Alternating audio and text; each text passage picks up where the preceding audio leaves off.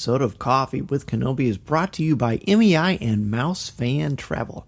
For all of your travel needs to the Disney theme parks, cruise line, or anywhere you want to go on vacation, be sure to go to our affiliate link, which can be found in the show notes on the front of our webpage or on our Twitter feed, and sign up for a free, no obligation quote. We are also brought to you by One Nation Coffee, the official brew of Coffee with Kenobi. For the best coffee in the galaxy, go to www.onenationcoffee.com and sign up for a subscription service so you never miss out on the best coffee in the galaxy. This is Andy Gutierrez from StarWars.com, and you are listening to Coffee with Kenobi with Dan Z. This is the podcast you're looking for.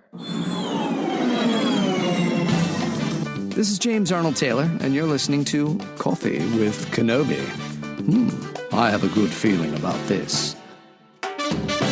Hello and welcome to Coffee with Kenobi, your spoiler-free place for Star Wars discussion, analysis, and rhetoric. This is show number 277, and I am your host, Dan Z, as always, drinking One Nation coffee out of my all-new Celebration Chicago coffee mug. I did it. I got the black one with the porg on the inside of it. What a fun sentence to say. And I got a number of mugs at Star Wars Celebration Chicago, which I will, of course, be using over the next couple of weeks as I bring you our weekly podcast. It's going to be a great show today as we talk with Drew Taylor about his history covering Star Wars, the current state of the franchise, and much more. Now, you're going to notice a slight shift in the presentation of the show. I really liked how the Road to Celebration shows came out and the feedback I got on them, so we'll try to match that tone going forward. So who talks first? You talk first? I talk first. Joining me today for a cup of coffee is one of my peers, actually, from the Jim Hill Media Podcast Network. You know him, you love him, Mr. Drew Taylor. I say we're peers. I always say we're fast friends. I'm going to say that right off the bat. There you go. Do you agree with that? I totally agree with that. Yeah, right off the bat. As soon as I saw you come waltzing into our Covering Star Wars panel, I knew this is one of my boys right here. Yeah, you knew I was going to give Bresnikan some lip, and you loved it. I did love it. And judging on the downloads, a lot of people loved it too, man. Oh, that's great. Yeah, it was great to me, and of course people listening to the show know that we had a lot of panels that we did at Star Wars Celebration Chicago, but the first one we did was covering Star Wars. Jim Hill was originally on the docket for it, and he had some family things come up, and the first person I thought of right away was Drew, because I knew Drew, of course, through Fine-Tuning with Drew Taylor, and then, of course, his excellent podcast, Light the Fuse. And then we just kind of been joking around on Twitter. And then I thought, now that I've met this guy and we're buddies, I got to have on Coffee with Kenobi. I'm thrilled to be here. Let me tell you, I don't have coffee. I have a giant swell bottle full of water.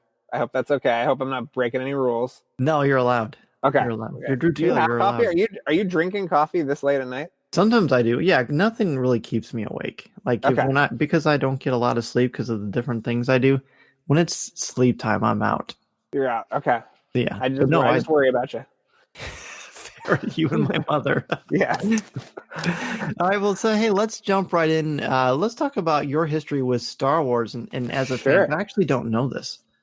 Well, I am a pretty big Star Wars fan. I mean, I grew up in the kind of dark time. I was born in '83. So a month or so before Return of the Jedi came out. So that was my sort of first exposure, just because it was on television so much. So I grew up in the kind of like the in-between era where you would hear something about Star Wars coming back and it was never fulfilled. And then the special editions came out, which I remember being a huge deal. Oh, yeah. And I saw all of those theatrically, which of course led into The Phantom Menace, which I saw in Austin, Texas in 1999. And waited outside the theater all day for that. And, that was kind of an interesting coming of age, because I was right at the time where I was like, 1999 was the most probably amazing year of movies ever. And this movie was supposed to be the kind of like the high point. Didn't work out quite the same, but I still was very diligently, in love with the movies, and, was actually working at Disney when they came back in 2015 with The Force Awakens, which was a really interesting experience. And I'll get into some funny stories in a little bit that I didn't tell on the podcast, probably because on the panel, because Bresnikan was talking. But I'll get into some funny things of like sort of dealing with Disney and working professionally on Star Wars while also being a part of the company that's putting them out. Cool. But yeah, I really love where Star Wars is today.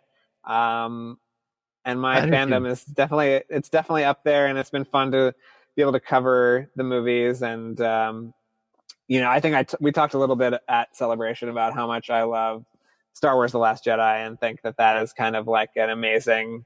It's a masterpiece.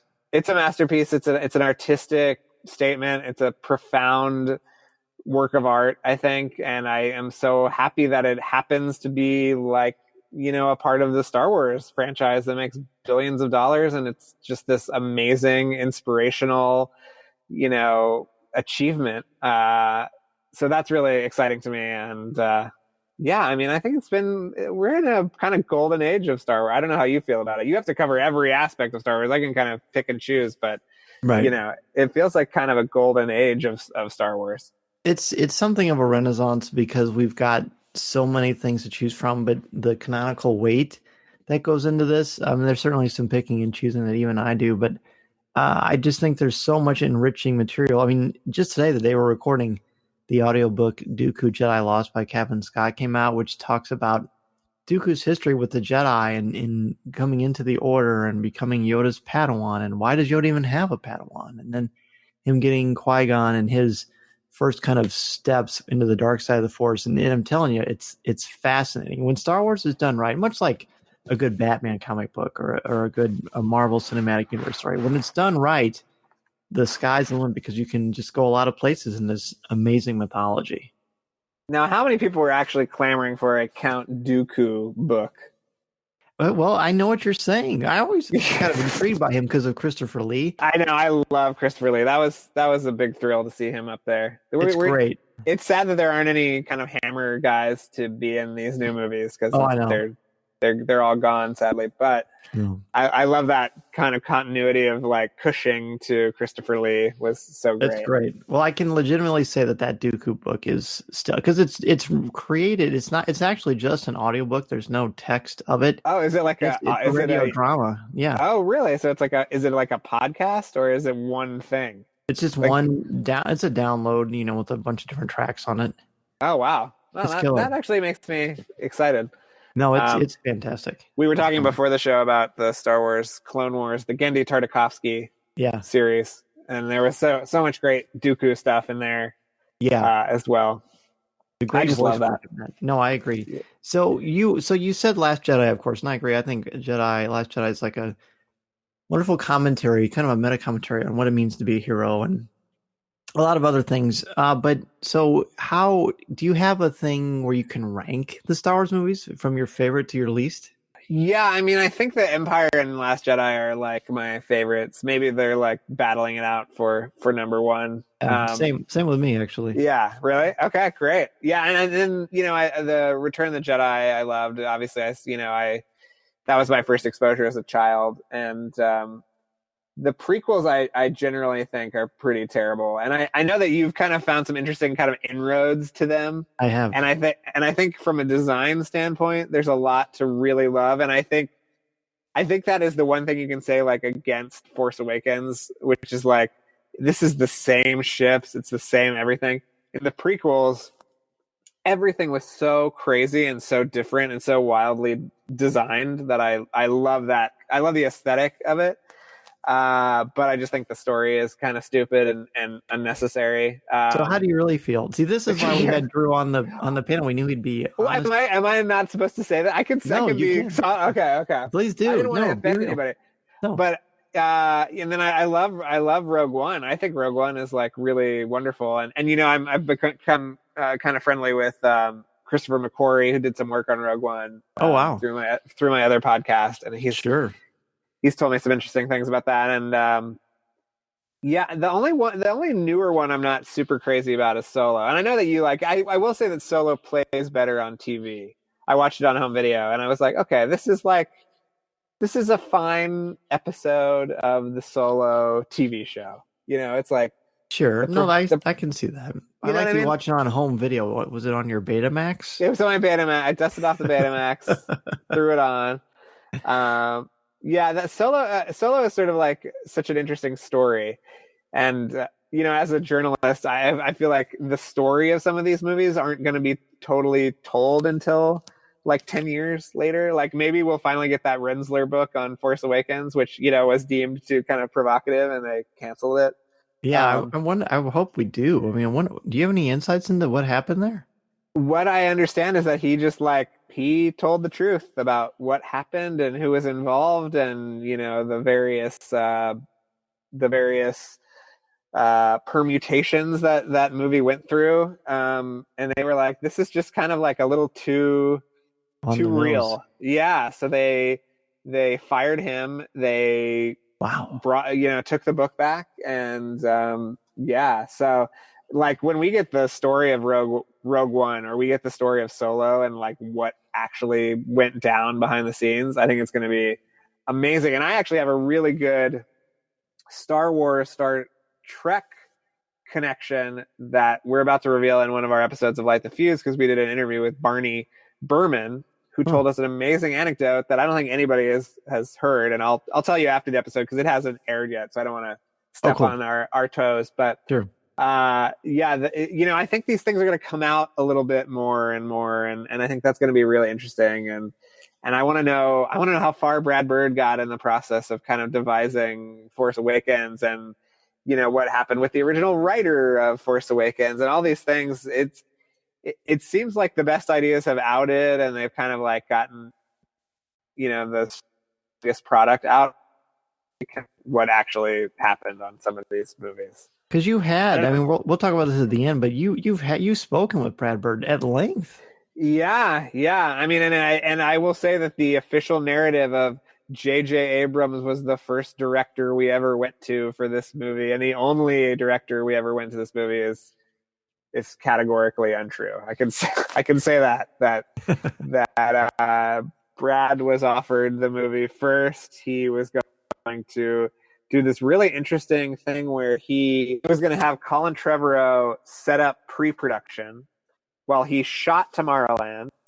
He was going to shoot the Star Wars movie, and then Colin Trevorrow was going to help with post-production on one or both of the movies. It sounded like a very interesting setup, and it's even more interesting now that Trevorrow has been fired Thank goodness. From his movie, obviously. Yeah, I think that was a very good choice. Yeah, nothing against him and his family earning money, of course not, but I just was not a fan of the new Jurassic Park movies, and I just thought I do not want these fingerprints on Star Wars.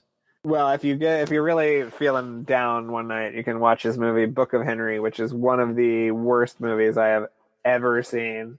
I remember seeing it very early, and they kind of just like swore me to silence because I think the studio knew how bad it is literally one of the worst movies I've ever seen. Well, with an endorsement like that, I think I'll just stop this recording now and go check it out. Just go watch Book of Henry, come back in a couple hours. Sure. No, it's awful. But so yeah, it's really interesting, and it was interesting being at Disney during The Force Awakens, and not only being at Disney when Force Awakens was coming out, but also them being more aggressive about introducing Star Wars into the parks. I was there the first year of the Season of the Force, which of course we all know and love. I do. And adding those new scenes into Star Tours. Mm-hmm. Which that's why I first met Jim. Oh, really? At the Star Tours event? Oh, in Florida, right? In Florida when they did the one for Last Jedi. Okay, right. Yeah. Which is great, and I love it on the DVD or on the Blu-ray that he talks about the scene in The Last Jedi being inspired by the original Star Tours and the comet sequence from that. That's right. Ride. That's right. But I remember did you ever ride Hyperspace Mountain, Dan, at Disneyland? I did. When I filmed the Target commercial, I had a day off, and so I went to Disneyland. I'm not a big roller coaster guy, at least I used to be, and then I reached an age where I'm like, oh my gosh, I'm old. I don't like this anymore. Right. But I forced myself, pun intended, to do it because it was Star Wars, and I loved it. Yeah, it was great, right? Mm-hmm. So I sat down with Scott Trowbridge because my office was right next to Imagineering, so I went and had lunch with Scott. And I got him to tell me this whole thing about when the Hyperspace Mountain events took place in the Star Wars canon, and it was during the Battle of Jakku, which is, Oh, where the debris was left on Jakku That's at the right. beginning of Star. And then, so I put this out, and everything that I wrote about Star Wars, I had to filter through the Star Wars group. I mean, this was not, people weren't in Story group? Not the story group yet, but it was like people who are now in the story group were reading my stuff then. Wow. And then I got this call, and it was like, you can't use any of this. And it's like, no, he's on record. This is canon. This is when the hyperspace mountain scenario took place, and they were like, you can't use it. And the same thing happened to me there's a star speeder in The Force Awakens. I don't know if you've ever noticed this. Where? There's a scene where Rey is coming back to the kind of like village, and there's that creature with like kind of the robotic arms that's dragging trash. Yeah. And in the background, you can see a star speeder take off. Really? And I noticed it on the Blu-ray, and I said, please let me have this be an exclusive. Like, it's there. And so I pitched all this stuff to Lucasfilm, like, let's do an exclusive. We'll talk to the visual effects guys that put it in there, whatever. And then I get this very stern call from someone who is still a dear friend, so I won't name them, but they just said, JJ didn't know that was there. So we cannot acknowledge that this is real. But it's there. I will tell you it's there, but we as a company cannot go out and say, yes, there's a star speeder in The Force Awakens. I'm going to have to check that out. Yeah. So those are some kind of fun stories about what it's like working within the machine, getting great content, and then not getting to share it with anybody. But now I've shared it with all the Coffee with Kenobi listeners. So that's right. You guys all know. So now it's out. It's out there. So now it's official. Now it's now it's canon. Canon. Yeah. Now it's. I don't want it to be in Legends, and I don't want it to be wherever Gendy's stuff is. Whatever trash. No Tartakovsky stuff. Yeah. Yeah. All right. So you mentioned how you were with Disney. At some point, you went from working in the Disney corporation to covering because of course you are the managing editor of Moviefone in addition to being the host of Light Diffuse. So kind of talk about the transition there and give us some sort of I mean, gosh, I could sit here and listen to you talk for hours, but God. But ask my fiance how that is. It's probably some of what my wife would say about my stories. So kind of take us through some highlights of just sort of how that transition happened for you. Well, was it hard to make that jump? No, it wasn't. It was, I always said that I would only kind of like cross the aisle for Disney because I was a journalist before. I'd been working since 2007 and done stuff for pretty much every outlet you can imagine, Vanity Fair, MTV, the Playlist, all these, Time Out New York. But then I have a great friend named Dustin Sandoval who works in digital marketing at Disney. And he said, you just got to come out here. You got to come out and you got to just be a part of it. And this really interesting job opened up at Disney where I was running a website on Disney.com. And they paid for me to move out here. And I was in Connecticut before. And so it just seemed like a great opportunity. And then after a couple of years, my site kind of went away. It got absorbed into Oh My Disney, which is, I mean, most people will know from the scene in Wreck-It Ralph with the princesses, but, so, and then it was sort of like, well, that's not really like what I came to Disney to do these like crazy deep dive, articles about the history of the company, some unseen aspects of the company. Still one of my favorite things I ever did was I interviewed Leonard Maltin about this weird Dick Tracy thing he did with Warren Beatty in 2010, like long after the movie, things like that. That's quite cool. Leonard Maltin, he's a legend. Great. He is a legend, and he was very, very generous with his time and talking about this incredibly stupid thing that he did that I was only I was when you call with. Something stupid, it makes me very happy. Yeah, I think if you look up this video, you'll be delighted. But so then I just kind of just segued out and went back, and what's great is there was no hard feelings or anything. I still cover, as you know, a lot of Disney things. And so it was pretty easy out. I mean, I was always sort of connected with that world, and I would do freelance stuff every once in a while. But did Moviefone come to you, or how'd that happen? Well, I actually I had done some stuff for Moviefone back in 2012. And then they offered me a full-time job at the same time that Disney did. And I had to take the Disney job. So when I left Disney, I was like, it was sort of like I'm back on the market.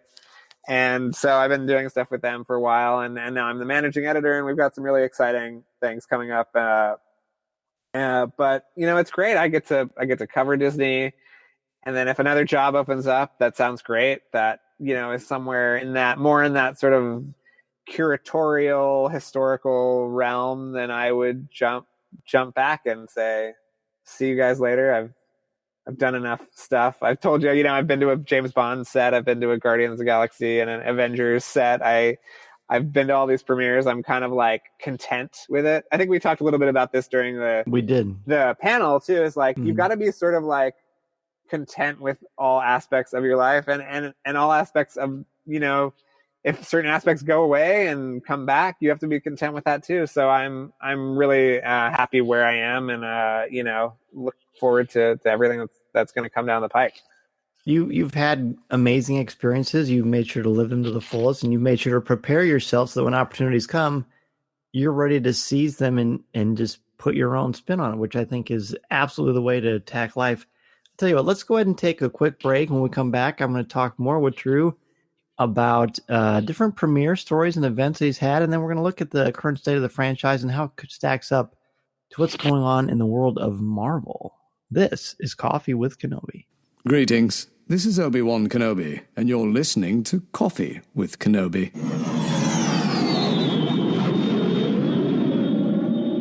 Our Patreon family has just grown and grown, and here are a list of our Patreon contributors: Jason Hall, Rebecca Raven, Dennis Keithley, Alexander Moylan, Terry Lee, Ben Elkington, Melinda Wolf, Aaron Harris, Chris Gavarka, Angela Sauce, Mediocre Jedi, Jeffrey Hoban, Kurt McKellen, Yancey Evans, Dan Ream, Colby Mead, Brian Harding, Blake Weaver, Chris Ham, Amy Mulder, Jim Capron, Caroline Maselli, Chris Metz, LJ Souter, Thea Selby, Jeff Ellis, Daz Davies, Christian Dale, Brian McKinney, Connie Shee, Jared Cantor, BJ Smith, Eric Struthers, Nick Tico, and Mark Suter. All these people have contributed to our CWK Patreon page. They are members of our Coffee with Kenobi family, and we cannot thank you enough for what you do for our show. You allow us to add to our travel budget, to the equipment, to the money and cost that it takes to put on a top quality podcast that we've been bringing to you each and every week. And you get something out of it as well. You get access to CWK Prover, which is our show you can hear for $5 or more a month. It's a weekly show. We talk about Star Wars and all kinds of popular culture topics, a lot of behind-the-scenes stuff. This week we gave part 1 of our Avengers Endgame review and had a great time doing that. Boy, that's a pretty heavy movie too, a lot to unpack. And we're just getting started. We certainly hope that you will join us each and every week on CWK Prover. And again, go to www.patreon.com/coffeewithkenobi and sign up for $5 or more a month, and you can get access to that as well. If you have any questions, just reach out and let me know. danz@coffeewithkenobi.com. I mentioned MEI and Mousefan Travel at the top of the show. Look, this is the time when you need to find a good travel agent because Galaxy's Edge is opening very, very soon. It's very exciting. It's also very confusing, a little bit uncertain. So you need to have people who really know what they're doing and can take care of things for you so you can just go and enjoy the Millennium Falcon, all the great things that Bat 2 is going to offer. MEI and Mousefan Travel is the agency that we use at Coffee with Kenobi. The signature service and extra advice that they have helps clients maximize vacation time and dollar. And this is the big part about it. There's a no cost, no obligation quote expectation when you use the service. And they also proactively adjust a booking if the rate goes down. So it's free. They're going to help your family enjoy everything the Disney theme parks and the cruise lines have to offer, plan every detail, and share invaluable tips. Be sure to go to our affiliate link, which can be found in the show notes on the front of our webpage or on our Twitter feed, and sign up for a free, no-obligation quote. We are back, and Drew, of course, is with us. Thank God we're back. It was such a long wait. That was too long. My heart was... Palpitations? Something like that. It's okay. You noticed when he, ladies and gentlemen, when he said my heart wasn't, he didn't talk for a while. I thought it suddenly was serious. I know. All right, so you've been on. You said you've been on. Have you been on a Star Wars set before? No, nobody's ever been on a Star Wars set. Not even Bresnik can. No, you know, right? You're right. Brett Bresnikan has Leibowitz? been, yes. No, Yeah. Bresnikan has because I And think he did Leibowitz. interviews on the set. Yeah, and I'm sure Leibowitz is always there. It's so funny. Isn't it funny that they sort of follow the same playbook for every movie? And for some reason, one If it of ain't those broke. things is, Annie Leibovitz, glossy photos in a issue of Vanity Fair. Cool. Let's keep doing it. You know what? They're all online like seconds later, but it's just such a weird like part of the cycle. I don't know. Yeah, it's interesting. Yeah. Well, I think George really liked her work, and I think that was just sort of the gateway for that. Yeah, and she's done a lot of stuff for Disney too. Oh, you remember those ads with different movie stars, those different characters? Those were fun. I loved them. Yeah, they were great. Yeah. That was a pop culture phenomenon, I think. Just way that they blended that sort of stuff. Tell us some highlights about what is it like? I mean, we certainly talked on the show a lot about interviewing people, but you've interviewed some mega talent over the years. You've actually got a great story of shaking George Lucas's hand, which I'd like you to share again. Yes. Yes.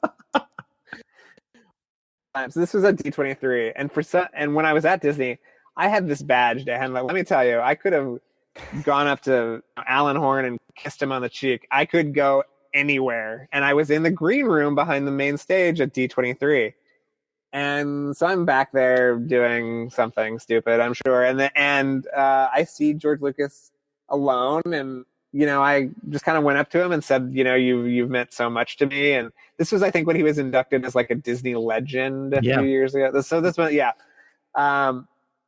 and I shook his hand, and then I sort of like had that like Ratatouille flashback moment to a friend of mine who had encountered him at USC and told me, oh, he's a germ freak, so you don't shake his hands. And then I come back to my present day self and watch him immediately walk into the bathroom and wash his hands. And I said, well, you know what?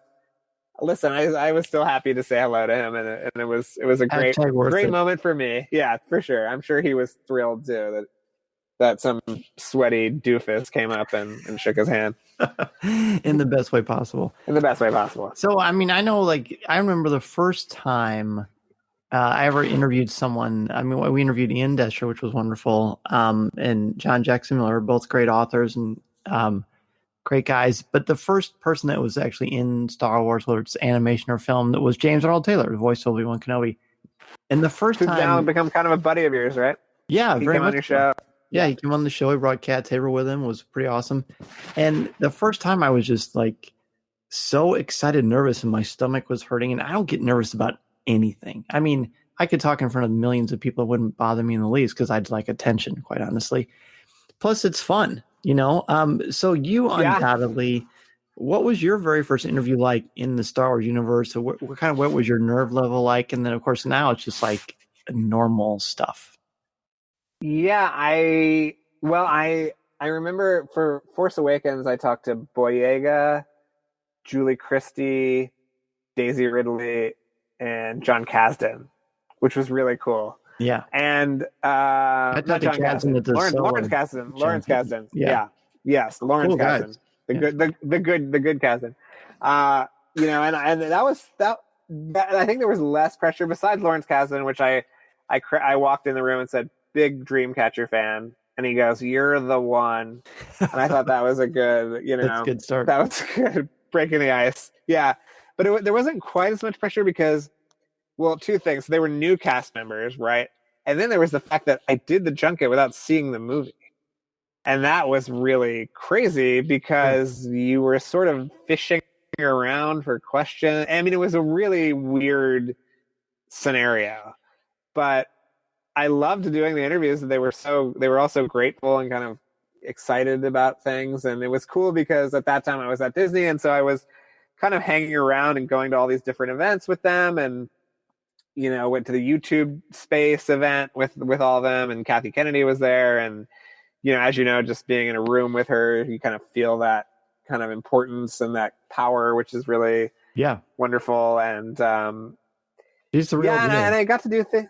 She is, and one of my favorite stories I got out of that period was the story of Ample Hills, which I don't know if you ever had the ice cream that they put out for Force Awakens. No, but it's a tiny little ice cream joint in Brooklyn. There were two or three locations at the time. And Bob Iger came in and tried the ice cream and loved it, and ended up being like a huge contributor to them building a bigger like facility. And then the second Ample Hills outside of New York was in Walt Disney World, and they had the ice cream license for Force Awakens. And it was just a wonderful little story of like this little company that was sort of, you know, shepherded through by Bob Iger and became a small but incredibly delicious part of this story. And they recently did some ice cream for Mickey's 90th, and there's now a location here in Los Angeles. And How did I so not know it's just this? if the ice cream, especially if that ice cream is still around, they had like a light side and a dark side. They sent me some, and it was absolutely wonderful. But it's a really fun story, and I remember that being a really fun thing that I got out of the Force Awakens cycle. But yeah, and I mean, going to that premiere was really wonderful. You weren't at that premiere, right? No, the only premiere I've been to so far is Solo. Okay. That's where I met George, and I actually talked to Bob Iger for like 10 minutes too. Oh, that's great. Yeah. Yeah, so that was my first entry. But I don't know if I wasn't nervous, but it was more like I couldn't be, because it was just like There's no you were chance. sort of trying to you were trying to figure out information. It was weird. And that was sort of like, I just did the Endgame junket a few weeks ago, which you heard a little bit of. That was but brilliant. that was another thing. Look, I'm not just saying this because you're on the show and you're a friend of mine, but your chemistry and your ability to just talk to these creators like they are just college buddies and just kind of break it down, but in your own style, I think is brilliant. Kudos to you for that. I think that's where me being a dummy comes in, and I just don't know any better to be nervous around them. Take the compliment. All right, I'm taking it. Okay, so surely who was the first person you interviewed where you thought, wow, this is a big deal? What was that like? I remember doing an interview with Ryan Gosling for Blue Valentine, which this is years and years ago. But that was like the first sort of like star of that caliber. And I was just like, oh shit, like this is going to go. I was really nervous. And then, you know, he ended up being kind of a goof, which I love. And, you know, I think that you have to go into it being completely prepared. And I don't do a lot of on-camera stuff, but when I do it, that's when I really like to get funny. And, you know, I'll send you this video I did with Chris Evans from a couple years ago, where I played a game with him called Shield or Shield, where I was asking him questions, and the only answers were Shield as in his shield, or Shield as in the International Peacekeeping Organization Shield. So, and he was wonderful. He was wonderful. So, yeah, he's my favorite. I actually, Captain America or Captain Marvel are my favorite Avengers, so it's kind of cool. He's pretty great. He's pretty great. So let's talk about kind of the state of our Star Wars franchise and Marvel. And the reason this is coming up is, of course, doing what I do and being an educator, especially over the past week, as you can imagine, people keep coming up to me saying, gosh, do you think that Episode 9 will be anywhere near as popular as Endgame? Is this more popular than Star Wars now? And I mean, my immediate response is, I don't know that anything's going to eclipse Endgame for a while, including Episode 9. I could be wrong. It'd be nice if it was wrong, but ultimately it doesn't matter. It's still going to be a movie that we're going to enjoy, and it's going to add to the saga and bookend this thing that's been going on since 1977. But I do think it's an interesting conversation. Kind of, where do you stand on all that? Well, we have to kind of break it down in a couple ways, because the first thing is like there's never been anything quite like the MCU in terms of the volume. 11 years without a misstep. 11 years without a misstep. We'll give those points to Thor: The Dark World, I guess. Now that it's been reintegrated into the franchise. That, even it's like pizza. Even when it's bad, it's better than anything else. Right, that's true. But we haven't had a series of films that sort of encapsulate different franchises that are released with this regularity, where each one builds to the next. Such a short period of time. I mean, we'll have almost 9 movies. Yeah, but we'll have 9 Star Wars movies after 40 something years, 45 years. Yeah, we're at 10 right now. 10 right now. Okay, so like canonically, and then you have the Star Wars stories, but it hasn't built like this, and it hasn't been building a single narrative because each trilogy is its own thing, and we have the standalone stories, and so I don't know if there's a precedent. There hasn't really been anything like the MCU, and No. what I think will be interesting from a storytelling point of view is what I found so sort of affecting about Endgame was how sort of nakedly emotional it was and how heartfelt it was, and for all the spectacle and the time travel and all this, that it came down to telling a conclusive story to characters who you love and setting some of them off on different paths. And, you know, the sort of start and stop nature of the Star Wars movies kind of prevents that kind of culmination to happen, I feel like. But with this Palpatine stuff, feels like, and I've heard this from people who are working on the films, and not even people who are working on the films, but people who have had contact with people who know things way above my pay grade, but that it really is going to be a culmination of all the movies and not just these, what do you call it? What are these? The sequel trilogy? Is that I think that's pretty much the official. Yeah. So yeah, people who have deeper hooks into this thing have said there's a lot of prequel stuff, which doesn't make me super thrilled, but I mean, well, keeps you happy, Dan. It makes me happy because what the prequels added to the mythology are quite great. I mean, there's a lot of, some of the midi-chlorians, Dan. That's what you want, midi-chlorians. You know what? I could actually tell you why I like. This is the thing. Midi-chlorians is something that I was bothered by, and then I did what I do when I'm teaching. If I want to know about something, I got to write about it or I got to teach it. So I contacted Star Wars Insider, and I said, I'm going to do an expose on midi-chlorians and try to figure them out and make peace with them. They said, go for it. So I did. And I found some really cool stuff about it, even way back from the beginning with Rinsler, actually, of all people. Oh, really? Yeah. I'll have to send that to you, but it's, yeah. I can't actually have a newer respect for it than I ever had before. But the things it did with just sort of the Jedi, the Sith, the breakdown of the galaxy, the machinations of our buddy Palpatine made it pretty fascinating. Now, the dialogue wasn't great. Trade embargoes. Well, all the things that children love. Trade embargoes. That's right. Underwater cities. What else did the prequels give us? Giant lizards running around. Yeah. Yeah. But you gotta love General Grievous. Love General Grievous. Looking for his Black Series. If you come across it, Dan, please put it in the mail to me. I will. Yeah, I like I said, I think the designs and stuff from the prequels were really pretty staggering. Yeah. What a cool guy. Have you had him on the show yet? I have not had him on the show. We've chatted a few times in passing, but never had him on the show. What a brilliant mind. And when I was at Disney, I was so fascinated with it. He was going to do that Yellow Submarine movie. Oh, was he really? With Robert Zemeckis. Yeah, it was a mocap remake of Yellow Submarine, and I've been really fascinated by that. But yeah, I mean, Disney will probably have the 2 or 3 biggest movies of the year, regardless of what Star Wars does, between Lion King and Star Wars and Toy Story 4 and Marvel. So all of our dollars are going in one direction. It's all getting vacuumed up by the. That's right. They'll be able to open more ice cream shops. Yeah, God, you got to get this ice cream. Let me tell you, it is good. It is really good. Well, maybe in a few weeks I'll get that chance.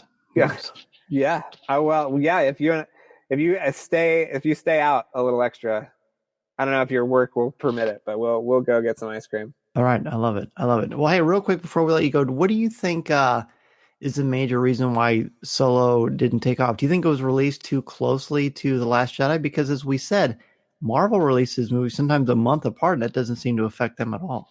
But it's interesting because I was talking with Jim about this too, in terms of the live action Disney remakes, because we have Aladdin coming out on May 24th, which is pretty close to Dumbo, which just came out in They March. Shouldn't put anything close to Endgame because that's pretty much the juggernaut. It's the juggernaut, but listen, these movies gotta come out. But it's like the movies build so well on one another, and you have to see the next one. It is sort of like giant budget television in the sense that you have to watch the next episode or you're going to be left out, and you're also going to be left out of this cultural conversation.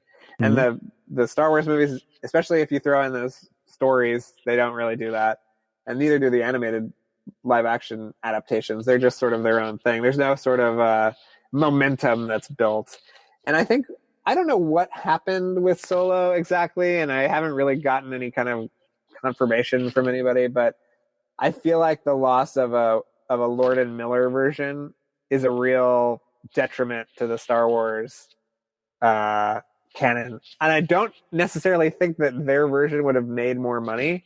Maybe it would have been just as much of a flop, but it would have been more. You think it was a interesting. flop? I think it was, let's say, a dud. And I don't know if that's box office wise or critically or just sort of in passing, because there are some very strong supporters of that movie. Do you know? I don't really know anybody who doesn't like the movie. I certainly know the box office pundits and all that, but I don't know anyone who said, "Oh, I just don't like this." Usually, people say it's fun. Worldwide, it made $392 million, which is not great. Not great, with a production budget of $275, and that's without. That's not fessing up to how much the reshoots cost and the promotion and building that ridiculous Solo, like full scale Solo. Yeah, I mean Millennium Falcon that they had at the junket and all that. Oh, that was the best. Yeah, that was pretty cool. Were you there at the junket? I was at the junket. Yeah. Oh, me too. What could have been, Dan? We could have started this romance so much earlier. We could have had ice cream then. We could have had ice cream then. I was actually the last person to ask a question at the junket. At the press conference? Yeah. Oh, okay. See, I was in the room with you. The room where it happened. Yeah. But I just wish that there, like, I wish there was that kind of like artistic freedom. This is what I've kind of discovered about Star Wars, and I think that this is something that has made its way through the sort of production process on some of these things. Is that you and I and Genndy Tartakovsky and Lord and Miller might have very different views of what a Star Wars movie can be. Maybe it's a wacky comedy. Maybe it's this crazy animated thing. But that the people that are running the Star Wars machine see Star Wars as pretty much one thing. That there's got to be some kind of space battle at the end. That the characters really have to be defined in black and white. That tonally, there's a very specific vibe that goes into the movies that are sort of essentially Star Wars as these sort of forces think of them as. And that's the interesting thing, is that all these conflicts with artists and people getting fired and things like that seem to be that sort of thing. It's like there's a view of Star Wars that these people have, and there's a view of Star Wars that the Lucasfilm sort of core has. And if those views are opposed, then the Lucasfilm view will out. And I think that works sometimes. I think that Rogue One was great. I think that was a great example of them kind of like taking the bull by the horns and kind of, massaging that thing into something that people really loved. And then there's Solo, which is sort of like neither fish nor fowl, and kind of got tripped up in that process and ended up being something that wasn't quite as sound creatively as it could have been had they just left it to the creators' sort of vision. Interesting.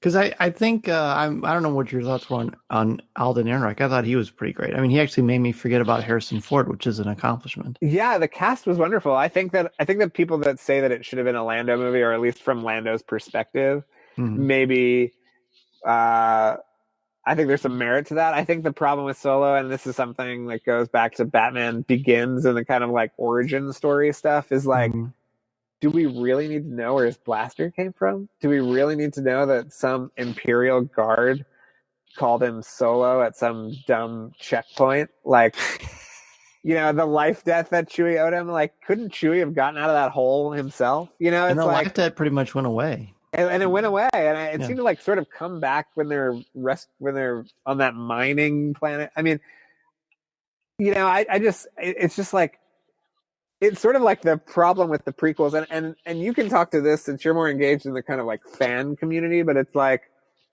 I could have come up with a cooler story about how Darth Vader became Darth Vader, and you don't need all this backstory. And I feel like it feels like these movies are kind of like Wikipedia articles come to life, and the people that bitch about Snoke not having enough backstory, it's like you bitch about SoundCloud having a backstory, then 6 months later you get Solo, which is a Wikipedia article, and you're not happy with either of them. So pick something. Like the world of Star Wars always had so much mystery as a child too, because we didn't have all that other stuff. I like and that's kind of what I love. Yeah, I agree. Yes, and I think that's what Ryan's movie did, was bring that mystery back to Star Wars, and also bring this idea that the Force is sort of a democratic entity that anybody can tap into, which I thought was so powerful. And after years of it being Seth and Jedi and whatever else, it was sort of like, no, you can kind of like tap into this and be your own Jedi and have a wonderful podcast called Coffee with Kenobi. You can do that too. Any of you little children on a casino small planet desert moon can do that too. Yeah, exactly. Right. Well, hey man, this wouldn't even scratch the surface of some of the things we could talk about. So we'll definitely have to have you on. I'm coming back once a month. Okay. Oh, once a month. Once a month. Well, there you go.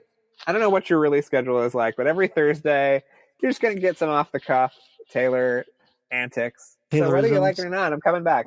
Yeah. Well, good. We'll have to put you in touch with my assistant and see what happens. Yes. And I'll see you soon enough. We can't say why or where. That's right. Or what distant part of the galaxy, but we'll see each other soon. Somewhere exciting. So before we let you go, let everybody know where they can find you and reach out if they want to ask you. Reach out.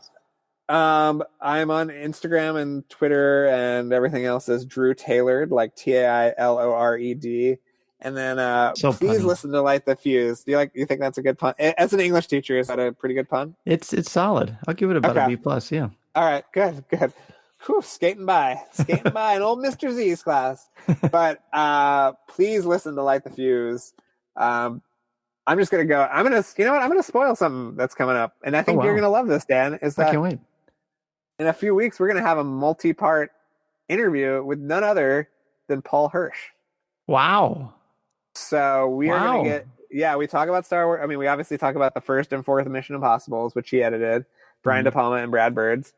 But we talk about Star Wars. We talk about editing in general. We talk about, it's an amazing conversation. He's an amazing person. And we were so thrilled. We just went to his house one day and sat down and chatted with Paul Hirsch, who is genuinely a living legend. And so I hope that's some intrigue to get you guys involved, and we have a lot of also some fun people coming up. But we have episodes with Brad Bird and Christopher McQuarrie, and a bunch of great creative people that have worked on these movies. And I hope if you enjoy Mission Impossible even a fraction as much as you enjoy Star Wars, you'll get a kick out of this series. Yeah, Light the Fuse is the real deal, everybody. It's an amazing show. Obviously, you've heard Drew here, and then of course on Fine Tuning with Drew Taylor, which you and Jim do that. You guys do that every week, right? Because we do it every week. I do, or every other week for looking at least. Yeah, I talk to Jim more than many members of my family. I get in about as many words edgewise as them as well. So it's a wonderful relationship. No, I love Jim, and I hope I filled his shoes well in Chicago. You did. I take back all the things I said about you. Yeah, you did. No, for sure. Hey, dude, thank you so much for coming on Coffee with Kenobi. Can't wait to talk with you again. Anytime, Dan. Listening to Coffee with Kenobi, you are the podcast you're looking for. This is.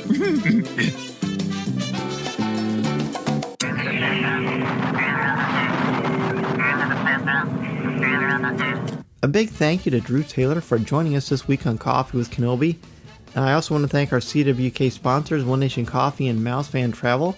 Please support them the way they support our podcast, and remember to listen to new and archive shows of Coffee with Kenobi wherever you listen to podcasts, including Apple Podcasts, Spreaker, Stitcher, YouTube, where you can find the audio as well as some occasional videos, and of course our website, www.coffeewithkenobi.com, or wherever you enjoy listening to your favorite shows. And if you listen to the show through iTunes, please leave us a review. We're also on Facebook, Twitter, Instagram, and Pinterest, and we'd love for you to check us out there. Be sure to listen to our CWK family of shows too, including Legends Library, Resistance Reactions, Comics with Kenobi, and Lattes with Leia. Please leave a review for each of their shows as well.